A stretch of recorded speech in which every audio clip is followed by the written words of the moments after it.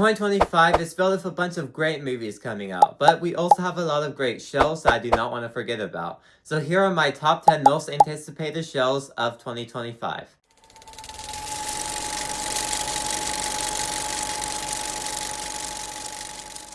Yes, I am a bit late on this video, but better late than never. And feel free to follow along with me. Leave your top 10 down below in the comment section. And with that out of the way, let's get started.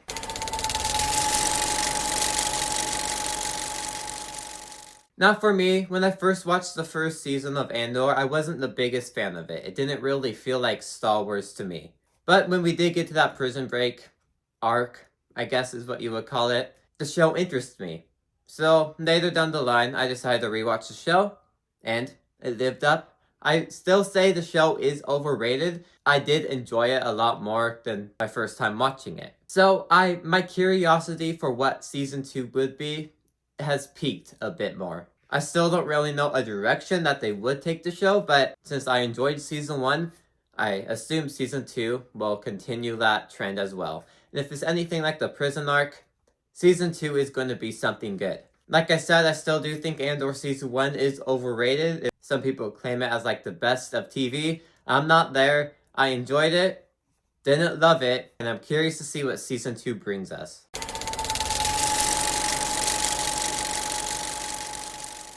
Our first Alien show. I am a fan of the Alien franchise with the movies, and especially what they did with Alien Romulus. My interest for the show has peaked up significantly. I don't really know what the show is about. I just know that it's coming out summer of this year. I don't know if it's just going to be its own thing, kind of like the original Alien movie, or is it going to tie into movies like Alien Romulus and continue the lore of Alien? I don't know, but I'm a fan of the Alien franchise ever since last summer, so I'm 100% down for a show to see how they decide to expand the world, how they decide to expand the mythology of Alien, or just keep it grounded, keep it its own story. I'm fine with that too. But the title Alien Earth makes it sound like that Alien is going to be coming to Earth. A lot more interesting there too, so let's see what the show decides to do in the summer.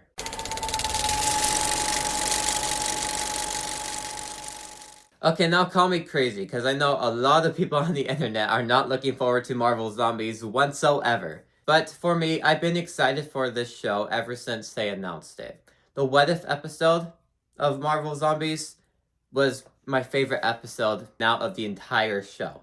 I just always loved the concept and the idea, and the cliffhanger that they left off on episode 4, What If, and is never going to be continued off of that is disappointing. But getting our own 4 episodes of an animated TVMA show of this concept, I am a fan of that. And I've always been excited ever since they announced it, and it's finally coming out this year. The cast of characters that they say were in here, a bunch of Phase 4 people, Shang-Chi, Miss Marvel, Yelena, Kate Bishop, and so many others. We're finally getting to see them all interact with each other. And it's not in the Avengers movie, it's in Marvel Zombies. We also get Blade in here, which is surprising. And just a zombie show, that's Marvel, that's coming out in October with all of the elements I previously mentioned. I've always been excited for this, and I cannot wait for this to finally come out this year. I know a lot of you aren't on the same page as me, but I always looked forward to this show.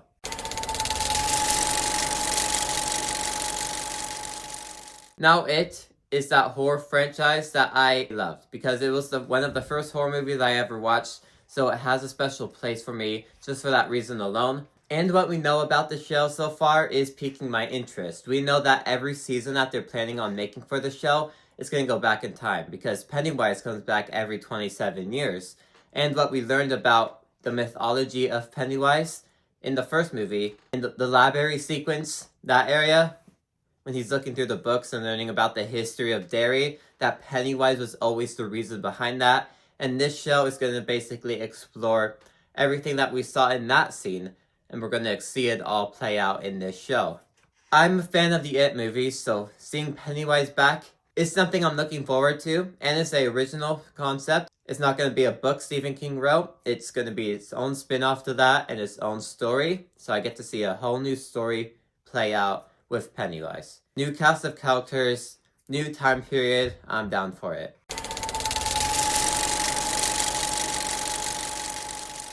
Now my review for Squid Game Season 2. I liked it. But since it really kind of ended off on a cliffhanger abruptly, and it felt like the season was just cut in half, it felt more like a part 1 than a season. The season kind of sat with me over time, and I more appreciated everything they did with it.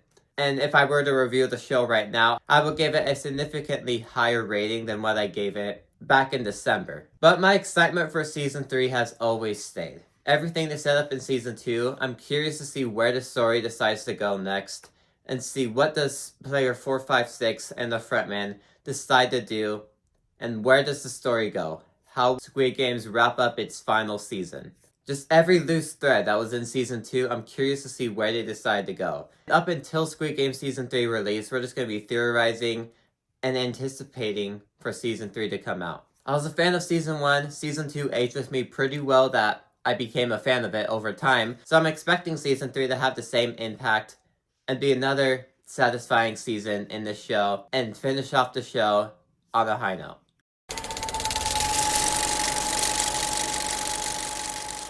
Now this was kind of cheating because part 3, we have part 2 and part 1 last year, but part 2 just left off on, I wouldn't say a huge cliffhanger, but it left off on a high note that we have 5 episodes left to finish Cobra Kai off, to finish off the show. Let's see what they decide to do with the rest of the show. Is the tournament going to continue? What are they doing after the aftermath on that full-on battle that happened?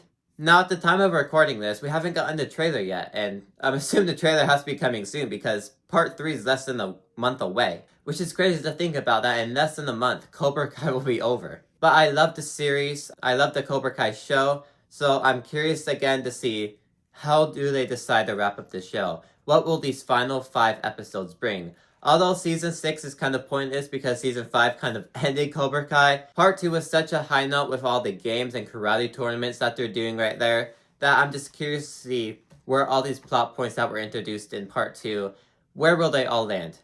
Where will they all land for these final 5 episodes?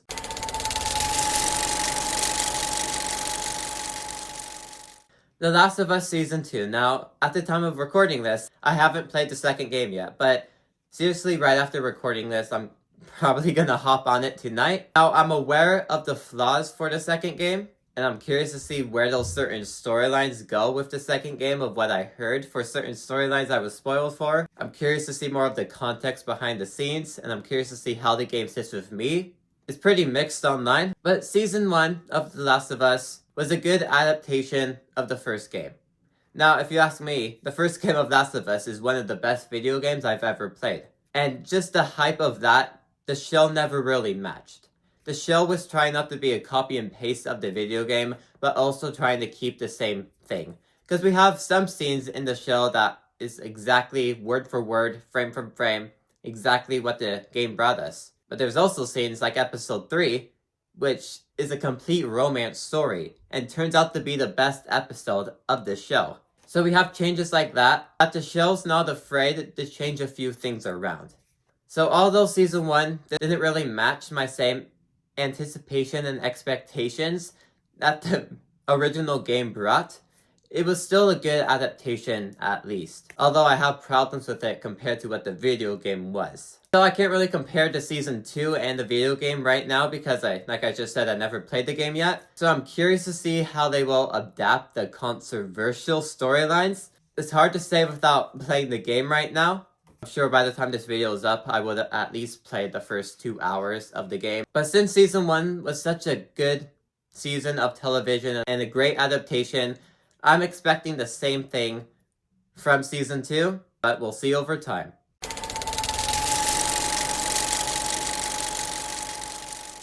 Okay, now these next 3 spots for the top 3 are all tied together. I had trouble. I kept moving them around. Didn't really know the right order I wanted them in.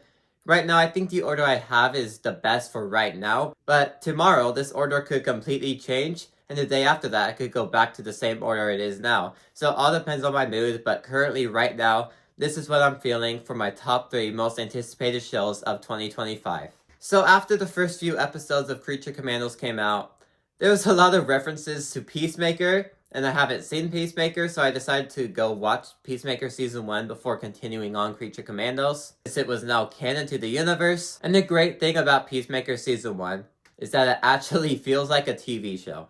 We have a lot of Disney Plus Marvel shows that don't really feel like TV shows, but then you switch over to Peacemaker, and it actually feels like a TV show. And it's a fantastic one too. Peacemaker is like a 9.5 out of 10 for me. Like, it's such a great show. And all that anticipation just leads over to Season 2. I'm expecting the same thing James Gunn is going to deliver on this show. Creature Commandos, I loved. Peacemaker Season 1, I loved. And all his movies, I have loved. James Gunn always delivers, and I'm expecting him to deliver on Peacemaker Season 2 as well. And I'm curious to see how he ties in Peacemaker Season 1 and 2 into the new DC universe. He said Season 2 is going to connect to Superman, while also making Season 1 canon as well to the DCU. Peacemaker, we also seen he obviously knows how to make a show, and just so far this DC universe is working out really well. Superman is going to deliver, but all that matters is how does it do at the box office? And I think with the right marketing, which James Gunn always does, it's going to succeed. And I feel like there's almost no reason why this movie wouldn't succeed. In Peacemaker Season 2, I'm expecting the same quality level as everything else. And I don't really see a world where James Gunn would not deliver on that.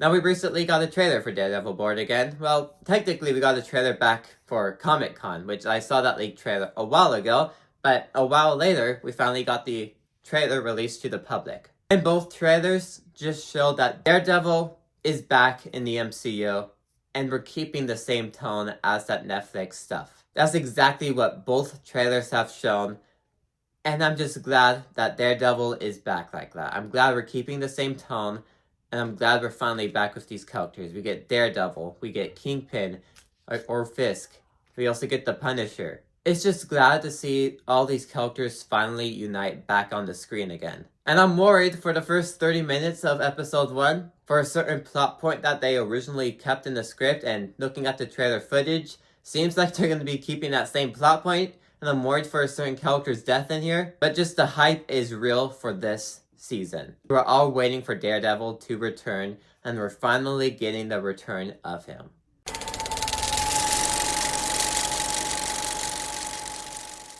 Stranger Things Season 5 is going to be the end to the show. Now, these top 3 are basically all tied with each other, like I said, but what makes me want Stranger Things Season 5 at number 1 currently right now is that it's going to be ending this show. And I feel like the moment that first trailer comes, and the moment we're finally getting our first footage of the season, the internet's going to break, and everything you're going to see is this trailer. Because everyone is excited for the show, and I feel like once the show finally comes out, it's going to be an emotional end to these characters. Now, I do have problems with Season 4, but nonetheless, Season 4 is still another fantastic continuation for the show. And I'm curious just to see where they decide to continue Vecna's story, where they decide to wrap up these characters' stories, and to see where does the show end this all off.